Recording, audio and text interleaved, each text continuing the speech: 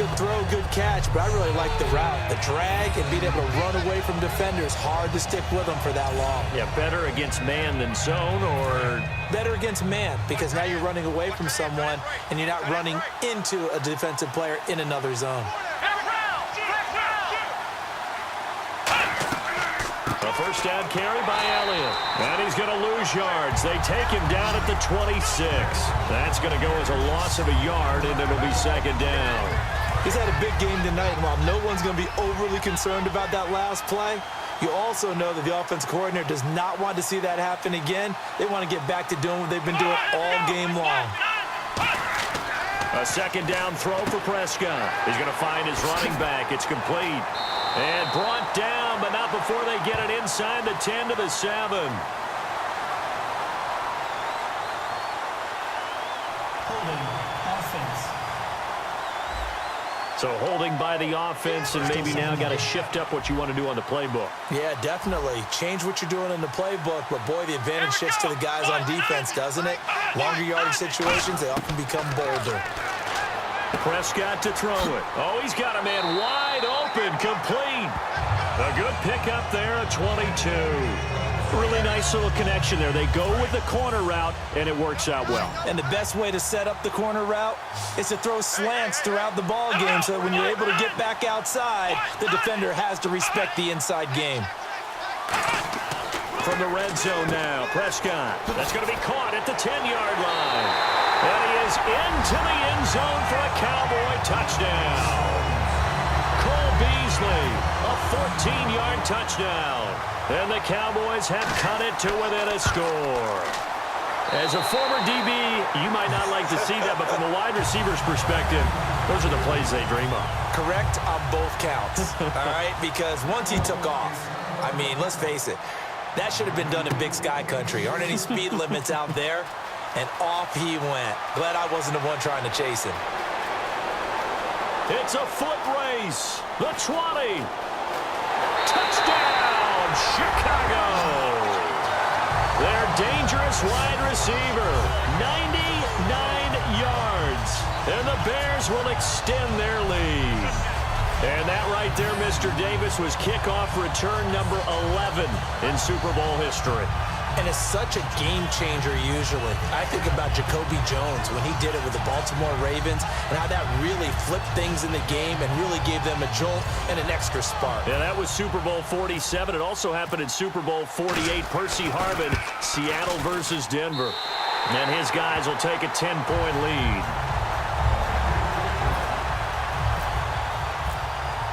So now the other return teams out there as they'll try to duplicate what they just saw. This fielded a few yards into the end zone.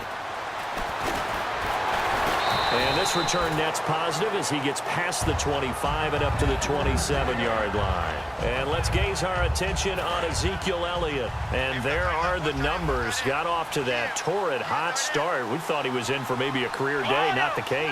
No doubt about it. It almost looks like a misprint after what we saw in the first half. But let's give a little bit of credit to the guys on the other side of the ball. They went in at halftime, made a few adjustments, and you know what else? They didn't lose their confidence in their ability to play. Because a lot of times you get beat down in the first half, it gets ugly in the second half. They've come out with a new resolve and a renewed determination. A second down throw for Prescott. Incomplete, almost intercepted. They haven't picked him off yet. Would have been a great time for the first, but instead it's third down. So incomplete on second down. Now they'll look to convert here on third. On third down, it's Prescott. Nowhere to escape, and he goes down. Jarrell Freeman. He's the one that gets him down. It'll be a loss of 5, and it'll bring up fourth down. And they weren't in zone coverage. They were in man, and each man did his job.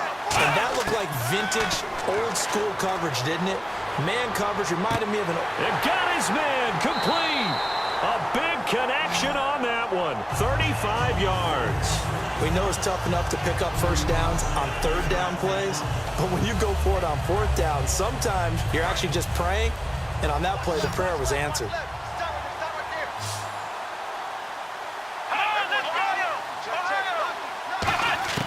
A first down throw for Prescott.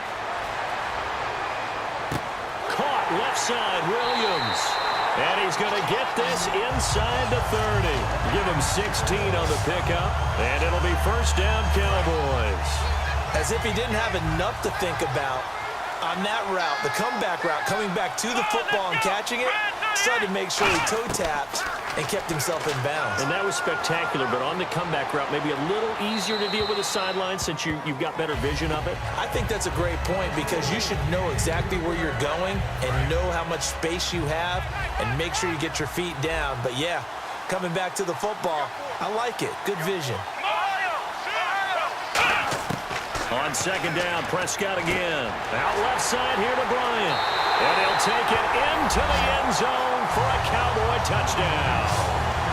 Dez Bryant, 27 yards. And the Cowboys draw a bit closer.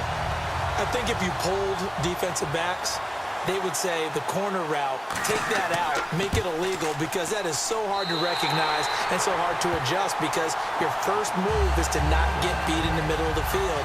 And that's how they move you first before they break off to the corner. But then as the wide receiver, great job. It's tough to turn those upfield and go, but he did a great job with it there.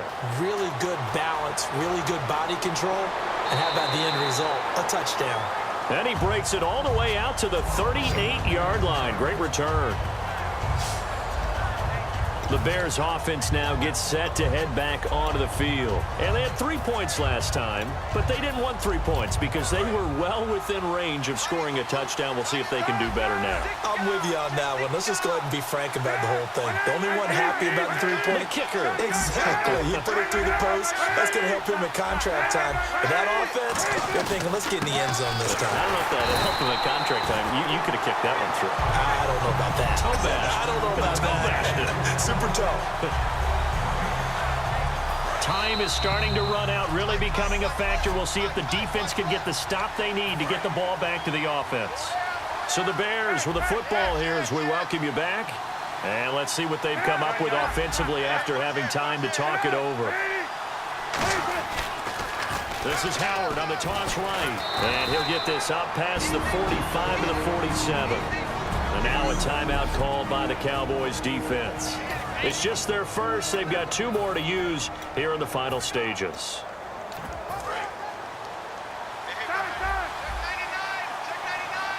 They come out here in the eye.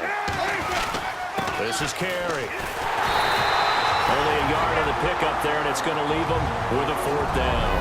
And now the Cowboys are going to call another timeout. That'll leave them with just 1 remaining in this 4th quarter of play. And here's a big one now. Trying to hold this lead. They're going to go for it here on 4th down. They isolate Jeffrey to the left side.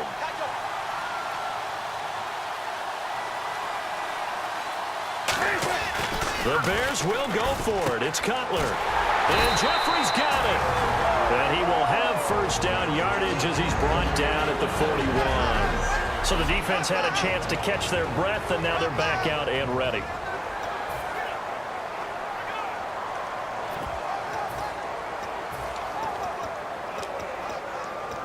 And the offense lining up 1st and 10.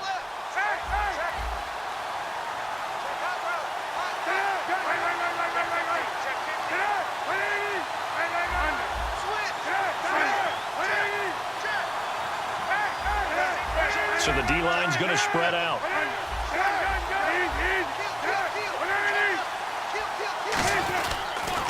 Now they'll run it on the toss. And he'll take this one down to about the 40. Credit him with a 1-yard gain there to make it 2nd and 9. You know that old expression, it's not my night? It hasn't been his so far. I don't know if the legs are a little bit heavy. Sometimes having to hang out all day and play doesn't exactly play to your advantage, but it's been a tough go for him. And every time he looks up, somebody's there defensively. That was the same case on that play.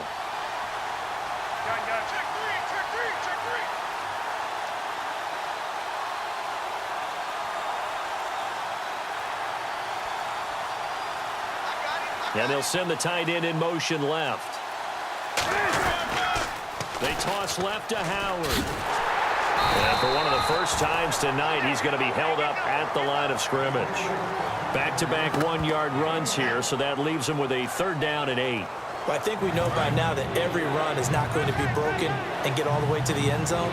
But these short ones still have their value. You can still set up the play action and throw the football. You control the clock because you have the ball and they don't. And often the physicality sets the tempo for the game. A nickel back added defensively as they look to stop this 3rd and 8. They'll send the tight end in motion.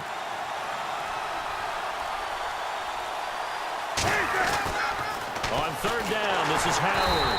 No gain on the play there, and it'll bring up 4th down. Well, he didn't make headway on that one, but he's had plenty of carries all night long. I just wonder if maybe he's a little bit tired from toting the rock that much. So here we go. The offense is going to stay out there. They're going for it on 4th and 8. Now hold everything here. We're going to get a timeout by the offense. So the offense takes the timeout, and they are back out and ready to rock. They'll break the huddle here and go for it. This is 4th down. They come out here in the eye.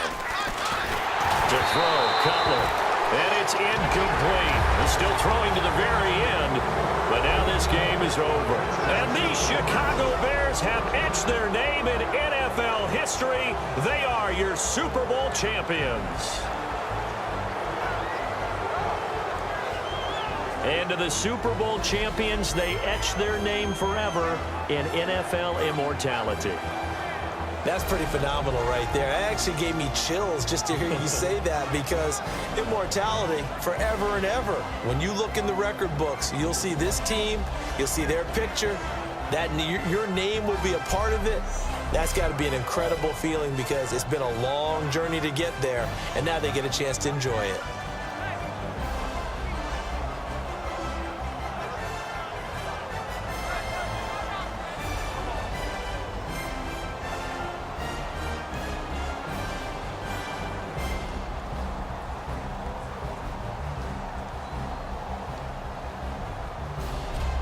And they are the Super Bowl champs. The Lombardi Trophy is theirs, and so are bragging rights for an entire season. What a season it has been. Feels like we have been there every step of the way.